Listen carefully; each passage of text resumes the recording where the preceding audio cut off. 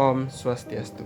Hello everyone, my name is Ankurya Putafritas with student ID number 22055311003. I'm from Logam Padon Industry Class, Mechanical Engineering, Udayana University, and in this chapter 11, I will explaining to you about metal casting process and equipment. In this chapter, I used the reference from the Manufacturing and Engineering Technology book by Kalpak Jian and Stephen R. Smith. Okay, next. The metal casting is one of the oldest manufacturing methods. It's dating back to around 4000 to 3000 BC. In the beginning, people used stone or metal molds to cast copper, and over time, casting evolved into many processes designed for different shape, material, and precision level. Okay, that's the introduction. Next is the figure 11.1. This figure is show various modern example like automotive grade iron casting like transmission housings and brake rotors, and even electronic components such as magnesium die-cast camera bodies. And this example demonstrates how casting is widely applied across industry, and from heavy machinery to consumer electronics. Next is the casting process and classification. The casting process are divided into three groups. Expandable molds, which are used once, made of sand, plaster, or ceramics. Permanent molds, which are made of metals and reused many times, and composite molds, which combine material like sand and graphite to achieve special performance. So as you can see here in the table 11.1, you can see some of the process like sand, cell mold, and etc. Next is the comparison of casting process. So every process has advantage and limitation. For example, the sand casting is flexible and low cost, but produce a rough surface. Die casting, on the other hand, create high precision and smooth surface, but the tooling is expensive. Therefore, process selection depend on cost, precision, and the production quantity. Next is the expandable mold and permanent pattern casting. So the expandable mold permanent pattern process includes sand casting, seal molding, plaster mold casting, ceramic mold casting, and vacuum molding. This flowchart illustrates the general steps of sand casting from pattern making to the pouring and finishing. Next is the pattern and cores. So the pattern is the replica of the product made of wood, plastic, or metal. The core form internal cavities or holes. Pattern may be one piece, split, or match plate pipes. Figure 11.4 show an example of a metal match plate pattern used in sand casting. Next is draft angle and core print. So draft angles allow the pattern to be removed easily from the mold without damaging the sand. Core prints and shapelets support the position the core inside and the mold inside the mold cavity. The figure 11.5 and 11.6 demonstrate these principles visually. Next is the figure 11.6. The examples of sand cores showing core prints and shapelets to support the cores. Next is we move to the molding machine. So this slide is show modern molding machine. such as vertical flashless molding line. Automation is used to improve speed, accuracy, and productivity. The figure illustrates how sand is compact between two halves of pattern before the mold proceed along an assembly line for pouring. Okay, next. Next is the sand casting sequence. The figure 11.8. Here is the complete sequence of operation in the sand casting from pattern creation, molding, core setting, to pouring molten metal, cooling, shake out, and cleaning. Each stage affects the final surface finish and dimensional accuracy. Next. Next is the shell molding. As you can see here in the figure 11.9, the shell molding form a thin mold shell, about 5 to 10 millimeters, using sand coated with thermosetting resin. The process yields smooth surface and high dimensional accuracy, suitable for parts such as gears and cylinder heads. Next. Next is the plaster mold and ceramic mold casting in the figure 11.10. So the plaster mold casting use plaster of Paris mix talc and silica, mainly for aluminum, magnesium, and zinc alloy. Ceramic molds use refractory materials like zircon and alumina, which can withstand much higher temperatures. Suitable for stainless or tool steels, both achieve excellent and detailed surface finish. Next.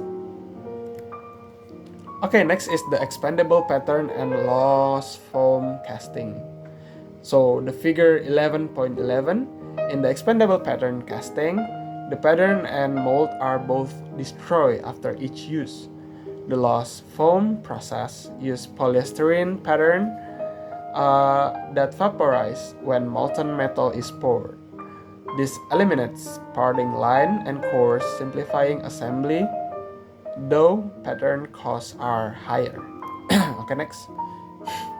Next is the case study, loss foam engine block. So this slide presents a case study by Mercury Marine.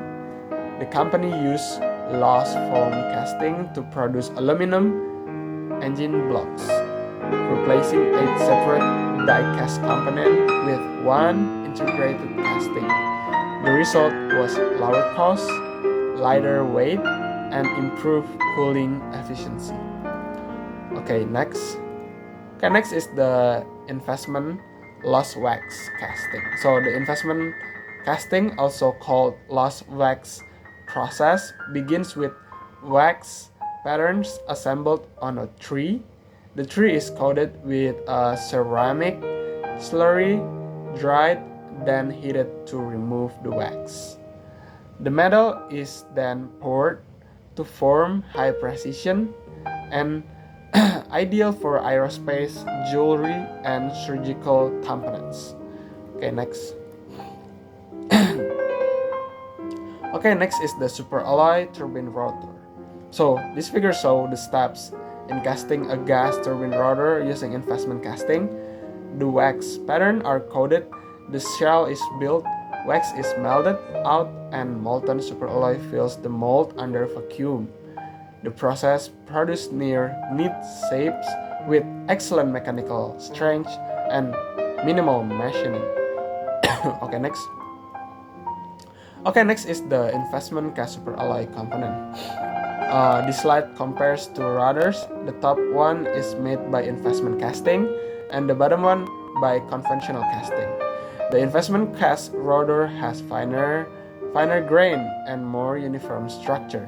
This leads to higher strength, better fatigue resistance, and improved performance at high temperature, essential for turbine blades. Next. Next is the total knee replacement.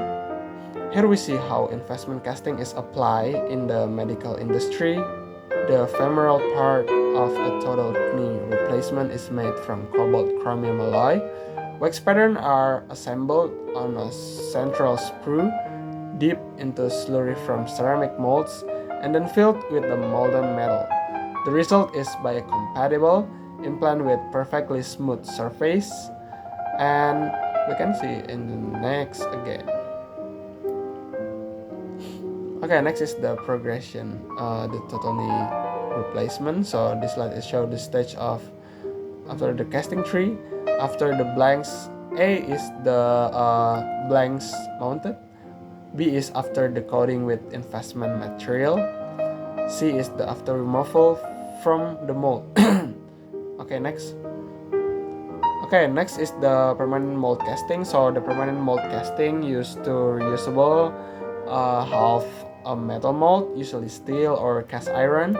It provides good surface, finish, and mechanical strength, but it's not ideal for very complex shapes or small production run.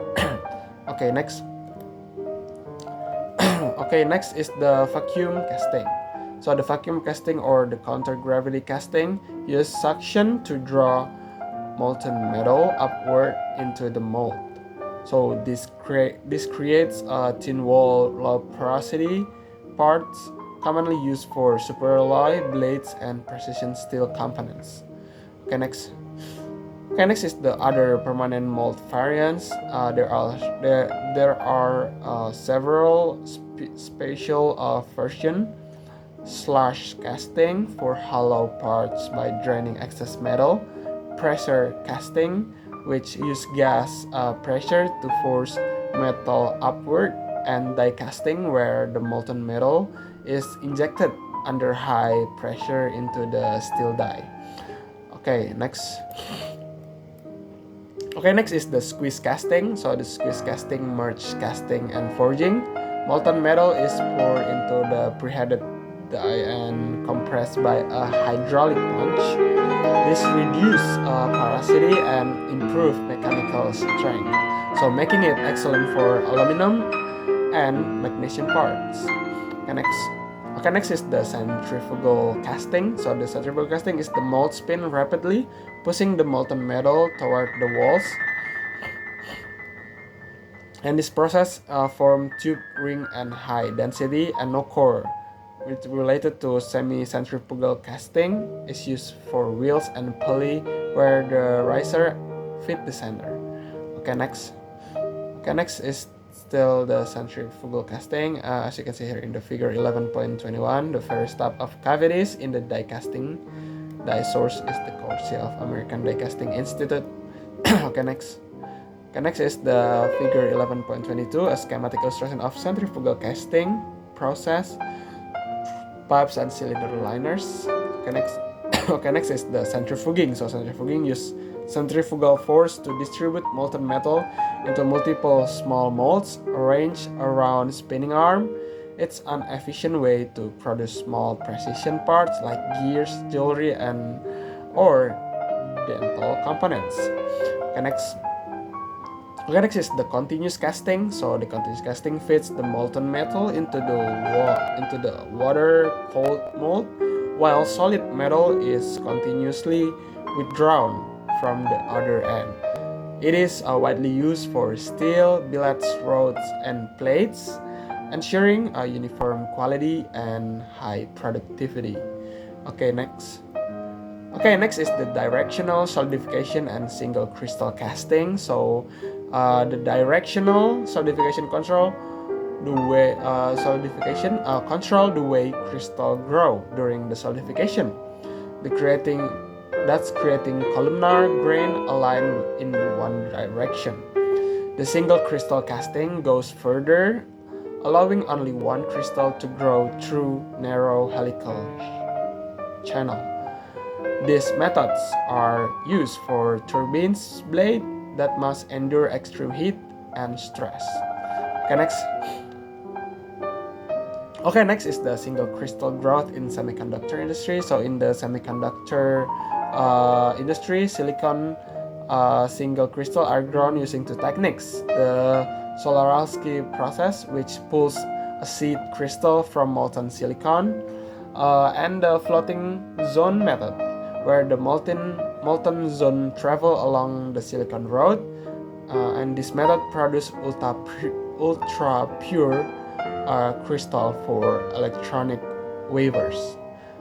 Next is rapid solidification. So rapid solidification cools molten metal at extremely high rate, up to 1,000,000 degrees per second. This creates a thin metallic ribbon with very fine grain or even amorphous structure, such as material have superior hardness, wear resistance, and magnetic properties. Next is still the rapid solidification, and as you can see here, there is a gas air going into the crucible, and there is another system in the B figure. Next is the melting furnace, the overview. So the foundries are used several type of melting furnace. The electric arc furnace, known for high melting rates and low pollution, induction furnace, which are precise and energy efficient, and crucible furnace, heated by gas or electricity, and cupolas, take tall coke, full furnace used for melting cast iron, and today induction furnace are preferred for their clean and flexible operation. Next is the summary. So in summary, metal casting has evolved from ancient manual technique to highly automated precision control system. Key innovation like vacuum casting, single crystal growth, and rapid solidification have expanded in its application.